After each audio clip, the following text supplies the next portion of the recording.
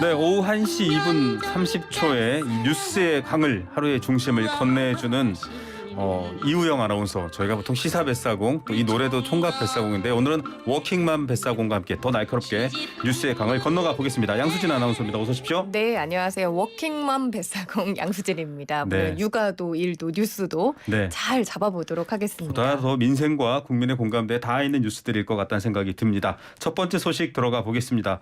자, 대장동 사건 관련해서 계속 여러 가지 지금 증언 또 기사들이 쏟아지고 있는데 사법부의 첫 번째 판단이 오늘 나왔다고 합니다. 민간 개발업자로부터 거액의 뇌물을 받은 혐의로 재판이 넘겨진 곽상도 의원. 이게 일명 50억 클럽 이렇게 알려져 있죠. 결심 공판이 오늘 진행됐죠? 네, 맞습니다. 대장동 개발 사업에 도움을 주고 뇌물을 수수한 혐의로 기소된 곽상도 전 국민의힘 의원이 지난해 대장동 의혹이 불거진 이후 기소된 이들 중 첫 번째로 사법부 판단을 받았습니다. 네. 서울중앙지법 형사합의 22부는 오늘 오전 10시에 곽 전 의원과 남욱 씨, 또 화천대유 대주주 김만배 씨의 마지막 공판을 시작했는데요. 검찰은 이들 3명 혐의의 합당한 협량을 재판부에 요청하고 피고인들은 마지막 의견을 진술했습니다. 네. 그리고 조금 전 12시를 전후해서 결심 공판이 종료가 됐습니다. 네. 검찰은 곽상도 피고인에게 징역 15년과 뇌물수수액의 2배에 달하는 벌금 50억 1천만 원을 선고하고요. 뇌물 25억여 원의 추징을 명령해달라고 재판부에 요청했습니다. 또 이와 함께 검찰은 뇌물 공여자로 기소된 화천대유 대주주 김만배 씨에게는 징역 5년을, 또 정치자금 공여자인 남욱 씨에게는 징역 1년을 각각 구형했습니다. 검찰은 김만배 피고인 등이 지방자치 권력과 유착을 해서 천문학적인 불법 수익을 추구하는 과정에서 전 민정수석 비서관이자 국회의원인 곽상도 피고인과 또 다른 유착을 형성해 부정을 저질렀다면서 대장동 비리 사건의 중요한 부패 축이라고 구형 이유를 설명했습니다. 자, 그러면 방금 이제 뇌물 공여, 뇌물 수수, 또 정치자금 공여, 이건 정치자금법 위반 얘기겠죠.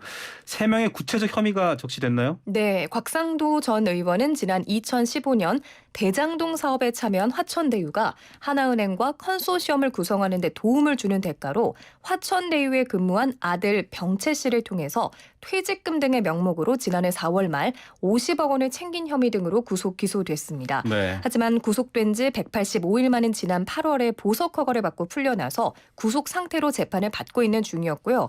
곽 전 의원은 아들의 이 퇴직금과 성과급 명목의 50억 원, 세금을 제하게 되면 25억 원이 됩니다. 이 대장동 사건과 관련해서는 숫자가 굉장히 복잡하기 때문에 세전이나 세후냐 어떻게 지급이 그렇죠. 되느냐에 따라서 이제 숫자가 많이 헷갈리실 수도 있는데요.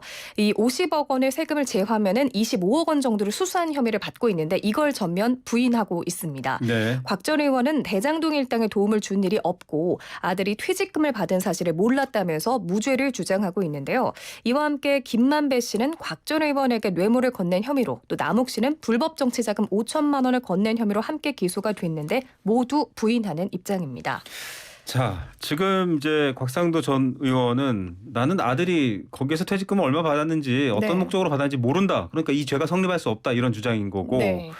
정말 이 화천대유 관계자들이 곽상도 의원의 아들인 걸 몰랐느냐, 이제 이것들이 쟁점이 될 것 같습니다. 네. 남욱 씨도 관련 진술을 했었잖아요. 네, 맞습니다. 최근 구속기간 만료로 석방된 남욱 변호사 지난 재판에 증인으로 나와서 곽 전 의원이 2018년 김 씨에게 돈을 달라는 취지로 회사에서 꺼내고 3년 징역 갔다 오면 되지라고 말했다는 증언을 한 바가 있는데요. 네. 이와 관련해서 오늘 곽 전 의원은 결심 공판 출석에 앞서 취재진과 만나 김 씨에게 회사에서 돈 꺼내고 징역 살라고 말한 것이 사실이라는 질문에 사실이 아니다라고 답했습니다. 네. 그러면서 곽 전 의원은 그런 얘기를 할 상황이 아니었다면서 저한테 적폐 수사를 한다고 얘기하는 판에 어디 가서 내가 그런 얘기를 하고 다니면 죽어도 진작 죽었다라고 하면서 강하게 부인을 했는데요.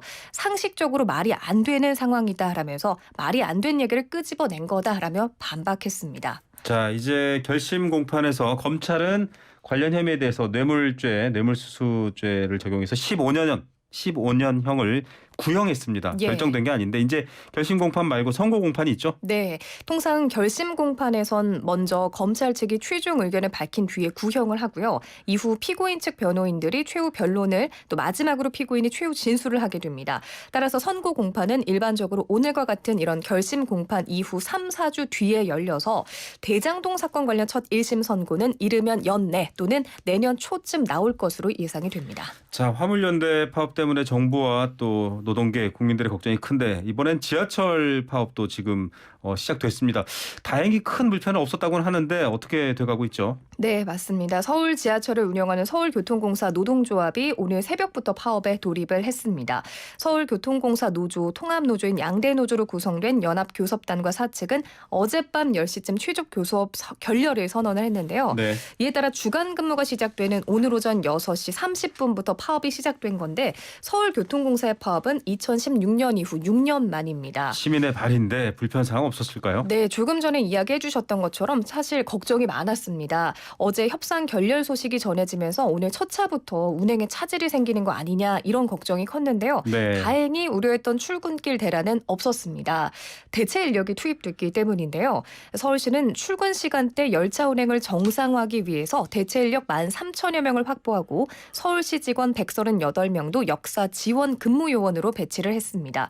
또 파업 장기화에 대비해서 비혼잡 시간대 열차 운행을 72%까지 낮추고 출퇴근 시간대 시내버스를 집중 배차한다고 밝혔습니다. 시민의 불편은 없도록 하겠다 이렇게 나왔는데 네. 휴일에는 조금 더 불편해지실 수 있고 자, 뭐 지금 지하철 타시는 분들은 안내 방송도 나온다고 해요. 맞아요. 파업으로 인해서 지금 단축 운행하고 있다, 뭐 줄어들고 있다 이런 얘기를 하고 있는데 네. 쟁점 즉 협상이 안 되는 이유 뭔가요? 핵심 쟁점은 구조 조정입니다. 네. 사측은 핵심 쟁점이던 인력 구조 조정, 그러니까 2026년까지 이 1,539명을 감축하겠다는 시행안을 올해는 유보하고 내년 상반기 안에 기존 합의 사항인 장기 결혼 인력 출력과 승무 인력 증원을 시행하는 방안을 제시를 했습니다. 네. 이에 대해서 노조는 사측이 올해에만 인력 감축안을 유보한다고 밝힌 것은 지난해 강제 구조 조정을 하지 네. 않는다고 명문으로 합의한 내용보다 후퇴한 것으로 판단을 했다고 밝혔는데요. 그래서 결국 연합교섭단 만장일치로 수용하지 않기로 하면서 협상이 결렬되고 오늘 파업이 시작이 된 겁니다. 예. 오세훈 시장, 서울시장과 또 여러 사측과 직접 회의를 협상을 통해서 좀 대안이 마련됐으면 좋겠습니다. 네. 자, 줄줄이 이렇게 지금 사회적인 여러 요소마다의 어떤 입장 차이와 갈등이 있습니다. 답을 찾으면 되는데 안 찾으면 시민들 또 국가적으로 어려움이 많을 텐데 철도 그렇죠. 노조도 파업 예고를 했어요. 여기는 어떤 내용 때문에? 네, 철도 노조도 다음 달 2일 파업을 예고를 했는데요. 12월 2일로 예고된 총파업에 앞서서 지난 24일부터 2인 1조 근무와 안전운행 규정을 철저히 지키는 준법 투쟁을 진행하고 있는 중이었습니다. 철도 노조가 예고한 대로 12월 2일에 파업이 들어가게 되면요. 네. 코레일과 공동 운영하는 1, 3, 4호선을 중심으로 운행 차질이 더욱 심해질 것으로 예상이 되고 있고요. 코레일 운영 열차가 차지하는 비중을 살펴보니까 1호선은 80%, 3호선은 25%, 4호선은 30% 수준이었습니다. 서울시는 파업이 8일 이상 이어져도 출근 시간은 평상시 운행 수준을 유지할 방침인데요. 관련해서 실시간 교통정보 서울교통공사 홈페이지와 120 다산 콜센터, 교통정보센터, 토피스 홈페이지에서 확인을 하시고 불편을 최소화하시면 좋겠습니다. 네, 미리 출근 또 어디 이동하시는 분들 확인하시길 바라겠습니다. 네. 앞서도 언급했는데 화물연대 파업 관련해서 대통령이 직접 강경한 발언을 쏟아내기도 했습니다. 네. 오늘 오후 2시 이제 이 방송이 끝난 뒤인데 국토부와 화물연대 2차 협상이죠? 네, 맞습니다. 오늘 오후 2시입니다. 국토교통부와 화물연대가 정부 세종청사에서 2차 교섭에 나서는데요.